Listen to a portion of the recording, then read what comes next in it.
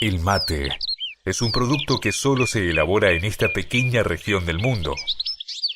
Y la historia de sus orígenes se remonta a tiempos precolombinos. Hace unos 800 años, grupos de pueblos amazónicos de linaje tupí guaraní, los Abá, migraron desde el Amazonas hacia el sur y el este, en busca de un lugar perfecto. La tierra sin mal.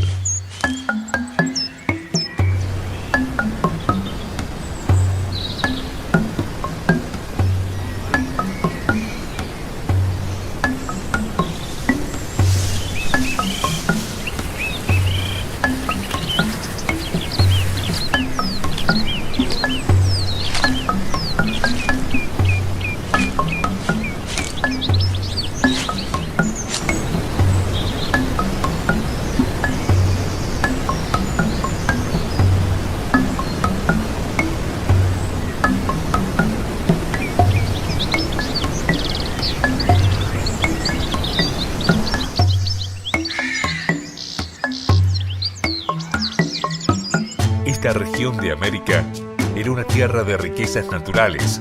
Su espesa selva se extendía más allá del horizonte y sus ríos dibujaban curvas de un sutil marrón en contraste con el manto verde de la inmensa vegetación.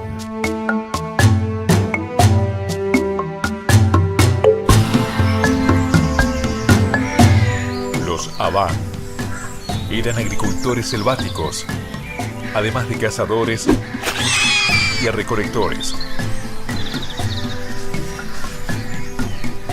Pero también eran guerreros implacables, muy temidos por sus enemigos. Es por eso que los llamaban guaraní, que en su lengua significa guerrero.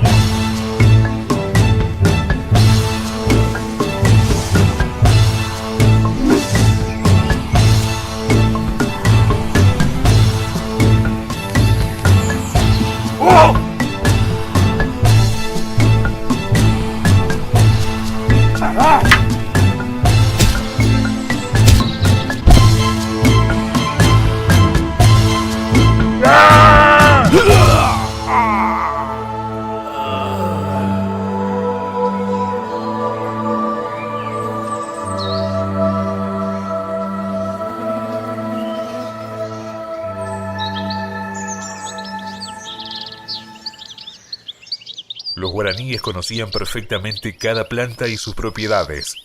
Poseían una sabiduría ancestral de miles de años en contacto permanente con la naturaleza. Así fue que supieron aprovechar los numerosos beneficios que el consumo de yerba mate proporciona al cuerpo humano. Pero en aquella época no cultivaban la planta. La encontraban en estado silvestre dentro del monte. Se trata de un árbol mediano que puede alcanzar hasta los 30 metros de altura y que abundaba en los montes de esta región. Este árbol era tan importante para los guaraníes que la consideraban un regalo de los dioses, y es por eso que la llamaron Ka'a, que en su lengua significa planta y también significa selva. La yerba mate, además de ser un alimento, tenía un significado religioso y estaba muy ligada a la divinidad.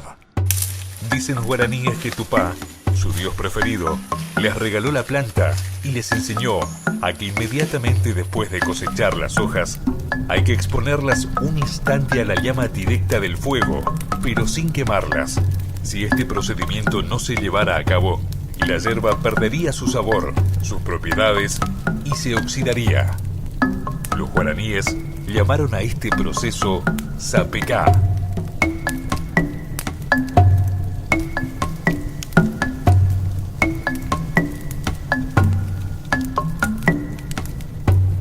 Luego del sapecado, debían terminar de secar la yerba para poder conservarla. Este proceso los guaraníes lo hacían con unas simples parrillas sobre el fuego. O hasta podrían haberlo hecho con el complejo barbacoa de túnel. El barbacoa consiste en una parrilla en forma de bóveda construida con ramas entramadas, alejada de una fosa donde se enciende el fuego y conectados por un túnel, por donde irá el calor, el cual es liberado debajo de la parrilla disminuyendo así el contacto directo del humo con la hoja.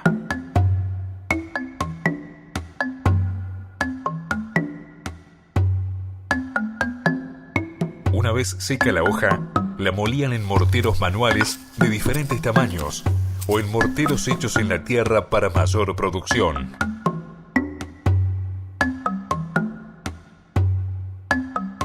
Los guaraníes fueron descubriendo diferentes maneras de consumir la hoja de yerba mate, y así fue que lo hacían en todos los momentos del día.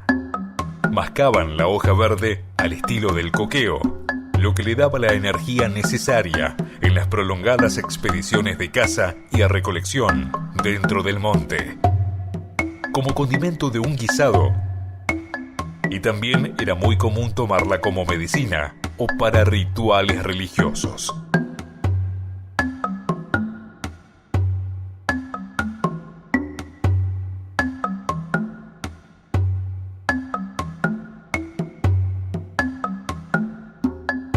Pero la forma más común siempre fue como refresco o infusión en agua caliente, en cualquier momento del día, en una calabaza llena del producto elaborado, que la filtraban con los labios o con algún filtro elaborado por ellos, como la tacuapí, que en su lengua significa caña lisa, un pequeño tubo de bambú que permitía absorber el líquido del recipiente y que en algunos casos tenía un delicado trabajo de cestería en un extremo, que servía para filtrar las hojas molidas.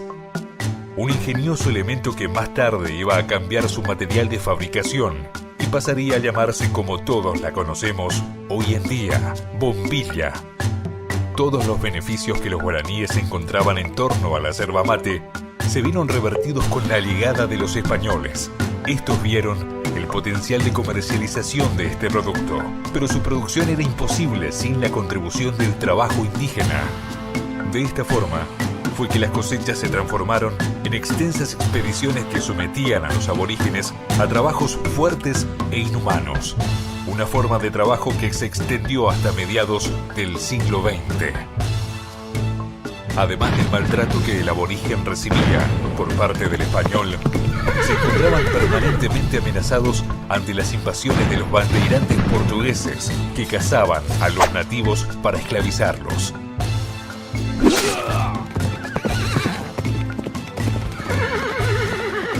Ante este panorama, el mejor refugio que encontraron fue con la Compañía de Jesús. En un comienzo, la relación del jesuita con el mate no fue buena. La asociaban con vicios, la vagancia y prácticas del demonio, aunque finalmente, luego de varios años de críticas y prohibiciones, los jesuitas se dieron cuenta, además de los beneficios alimenticios de la yerba, de la importancia económica de tener una producción propia. Y así fue que los jesuitas fueron los primeros en domesticar la planta y cultivarla en sus jardines y campos de las reducciones. Y para fines del siglo XVII, los jesuitas se convertirían en los principales productores de la mejor yerba mate del mercado. Impusieron ciertas normas para su producción, como el secado en el barbacoa de túnel, combatiendo los otros procesos primitivos, como el secado en parrilla, al alcance directo del humo de la leña y las brasas. Posteriormente, varios colonos adoptarían también dicha norma, y tal fue el éxito del barbacoa, que aún es utilizado por algunas industrias de la actualidad, donde una vez realizado el sapecado, la yerba es introducida en un edificio cerrado y colocada sobre un entramado de madera, mientras que en una fosa separada del edificio, pero unidos por el túnel, se prepara el fuego que generará el calor necesario hasta salir por debajo de la parrilla. La experiencia de los jesuitas fue fundamental en el mejoramiento de los procesos de producción, pero tras ser expulsados de América en 1767, las plantaciones entraron en decadencia y sus secretos jesuíticos sobre la domesticación nunca fueron revelados. Llegaron a pasar más de 100 años hasta que la planta fue domesticada nuevamente, gracias a los estudios de Carlos Thys, un arquitecto, paisajista y naturalista nacido en Francia y reconocido por múltiples obras realizadas en Argentina. Thys, en 1895, elaboró un nuevo método para lograr que la germinación se hiciese a escala industrial. Su fórmula se publicó abiertamente en 1897, abriendo así el camino hacia los sistemas de plantación moderna. Ese mismo año, el pueblo de Apóstoles era refundado por inmigrantes europeos, en su mayoría de Polonia y Ucrania, que además comenzaron a poblar varios puntos de esta región y que años más tarde también se aventuraron en la producción de yerba mate.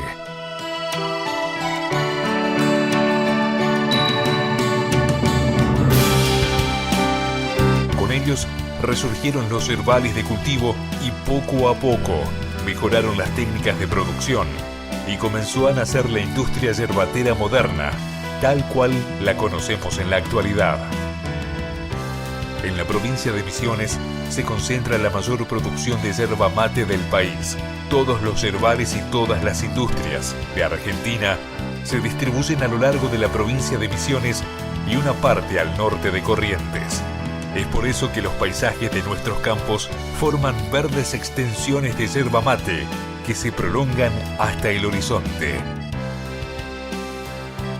Pasada la mitad del siglo XX, los yerbales se plantaban con un promedio de 1.000 plantas por hectárea, mientras que en los yerbales nuevos se plantan con 2.500 y hasta 3.500 plantas por hectárea, y la forma de hacerlo sigue siendo muy tradicional. Las semillas son germinadas en los viveros según diferentes procesos, los que pueden demorar hasta 5 meses. Una vez germinada la semilla, los plantines son formados en almácigos y conservados dentro de los viveros en condiciones de humedad y temperatura muy controladas.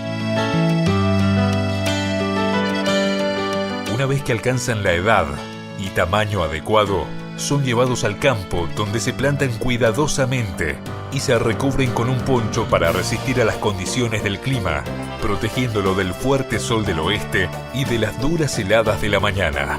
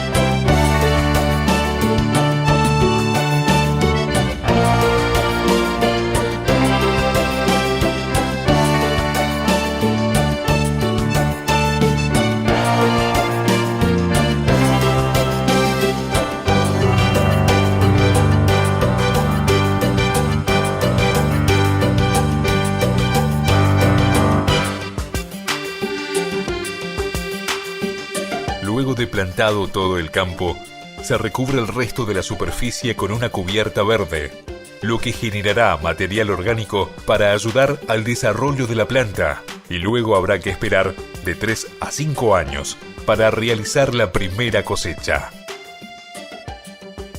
Actualmente, algunas empresas realizan cosechas con máquinas, pero la mayoría aún prefiere hacerlo de forma artesanal. Esto pone en valor la mano de obra de la región, manteniendo activo a miles de trabajadores, a los cuales se los conoce como tareferos. Este nombre deriva del portugués, de la palabra tarefa, que significa tarea. Si bien la cosecha sigue siendo a mano, se realiza en condiciones de trabajo muy controladas. Además de tijeras, se usan serruchos y en algunos casos también se utilizan tijeras eléctricas o neumáticas. Y al ser todas plantas de cultivo, se las mantiene a una altura baja, en donde la persona pueda alcanzar a cortar sus ramas desde el suelo, sin necesidad de trepar. De esta forma, una sola persona puede cosechar una planta en minutos sin realizar esfuerzos desmedidos. Las ramas cortadas se van quebrando y metiendo en ponchadas de hasta no más de 60 kilogramos de hoja verde, y se alinean al costado del camino a la espera del camión que las recolecta para llevarlas directo al secadero sin mucha demora, ya que si pasa mucho tiempo, la hoja comenzaría a oxidarse y estropearse.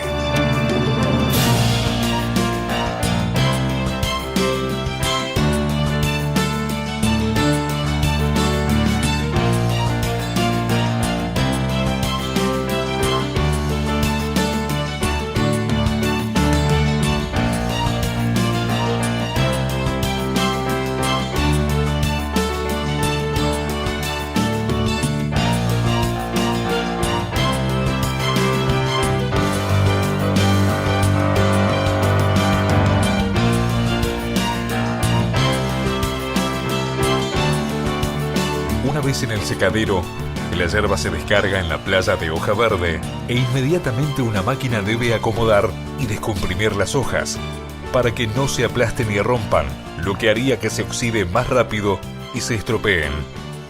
Luego, poco a poco, son introducidas en una cinta transportadora de presecado que irá dosificando las hojas que pasarán por el sapecador.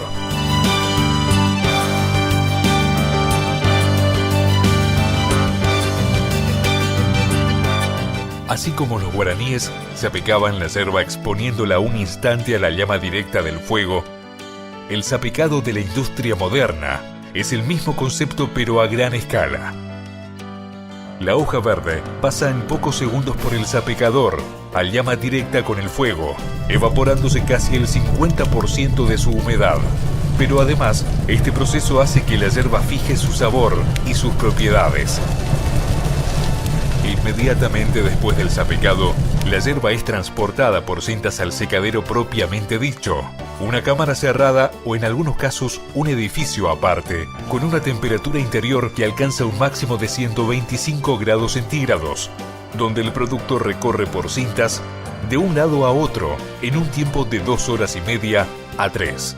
Una vez seca la yerba, sigue siendo transportada en forma automatizada hasta llegar a la canchadora, una gran batea que tritura las hojas y pequeñas ramas, reduciendo un poco su tamaño para que se pueda introducir en bolsas ponchadas cerradas, donde el producto quedará preparado para ser almacenado. A esta primera molienda se la llama canchada. La yerba canchada ya estaría lista para comenzar su proceso de añejamiento y será transportada a los depósitos llamados noque, donde se almacenará por 1 año aproximadamente, si el estacionamiento es natural, o entre 2 y 6 meses, en depósitos o cámaras especiales de estacionamiento acelerado. En este proceso la yerba mate se irá transformando, además de su color, cambiará de aroma y de sabor. Terminado el proceso de añejamiento, la yerba canchada es transportada al sector de molienda fina y envasado. Aquí, la yerba se muele por última vez y será dosificada en paquetes sellados, listos para transportarlos y comercializarlos para su consumo.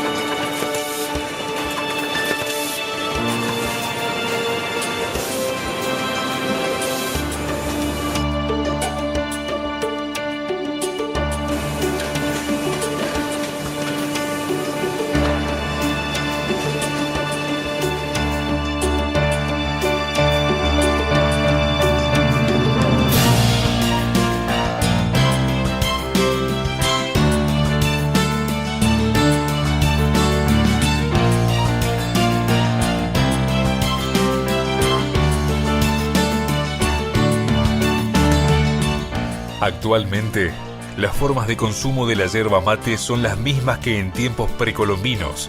La más común es con agua caliente, en mate y bombilla. La antigua calabaza seca que los guaraníes usaban para el mate aún se sigue usando de la misma forma, aunque también ya es muy común el uso de otros materiales, como la madera, recubierta en metal, de plástico, vidrio o cerámica.